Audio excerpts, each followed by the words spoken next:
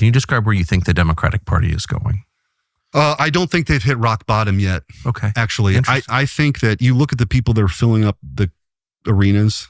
It's Bernie Sanders. It's AOC. It's this Mamdani guy who's literally a communist running. He's going to be the mayor of New York, probably. Looks that way. So I think they're still searching. They don't have a message. They don't have a messenger. They're still obsessed with President Trump, with Trump derangement syndrome. They've sort of learned nothing from the last go around with all of this.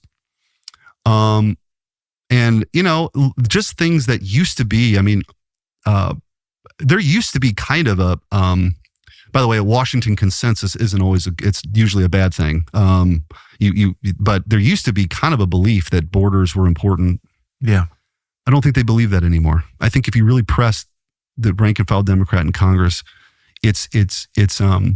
they believe in mass migration. They don't think that lines on a map, they think that lines on a map are arbitrary. They'll never win with that. Right. I know. And I don't think they'll get away from it. So I think you saw some self-reflection after the election, but they're falling back into the same mass old migration has made everyone's life worse in this country. It has. And I think that you look at the Overton window on that now versus 10 years ago when President Trump came down the escalator. Yep. It's pretty dramatic. It is dramatic. In a good way, right? So I think that oftentimes we get caught up in the daily news cycle. What is the thing of the day?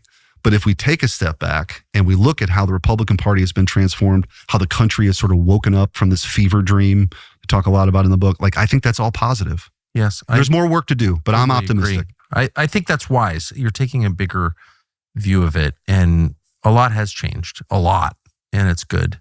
All right, let's just be clear here. You can see it right away. This guy is a Trump supporter, a Republican supporter.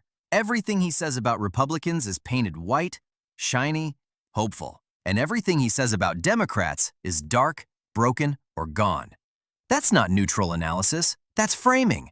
He's not here to balance the scales. He's here to tilt them. Now he brings up Zohran Mamdani and throws out the word communist. Let's stop right there. Is Mamdani a communist? No, he's a progressive Democrat.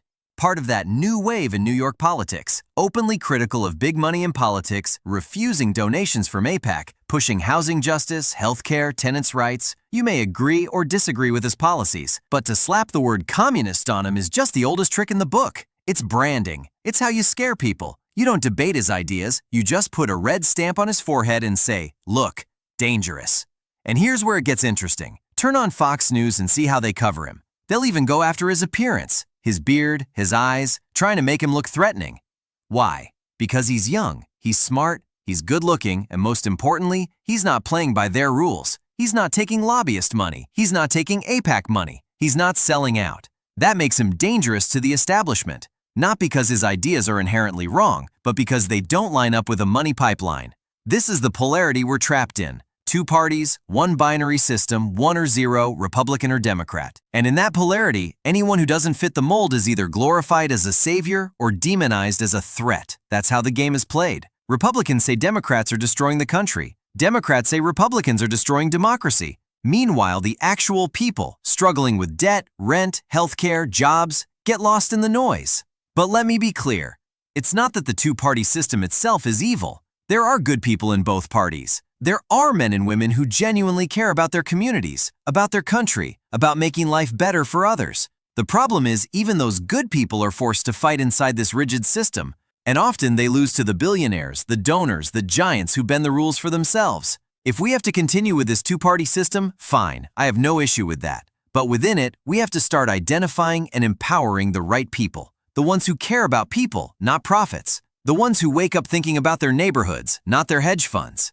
Why not give them the power instead of recycling the same establishment figures who work for corporate interests instead of us? So what are the real questions we should be asking here? Instead of, is he a communist or not? We should be asking, why is it so easy to slap labels instead of debating ideas? Who benefits when we stay divided into red versus blue, right versus left? And what would our politics look like if money didn't decide who gets a voice? That's what I want you to think about when you watch these clips. Don't just take the surface argument. Dig into the framing. Ask, why am I being told to fear this person? Who gains if I do?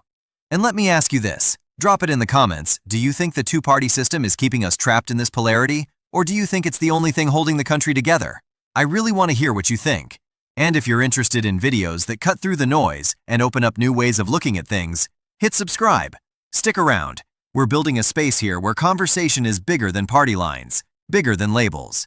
A space where we actually decode what's really going on. Because at the end of the day, this isn't about left or right. It's about whether we're moving forward as people, as communities, as a country. And the truth is, the future won't be built by slogans or by billionaires pulling strings behind the scenes. It'll be built by people, ordinary people, who care enough to look deeper, ask harder questions, and demand better. So let's not get trapped in the labels they throw at us. Let's not be played by the same old polarity game. Let's start recognizing who is really fighting for us and who is just performing for power. That's what Vox Decode is about. Seeing through the noise, decoding the spin, and asking, who's really writing the story here? And whose story should we be telling instead?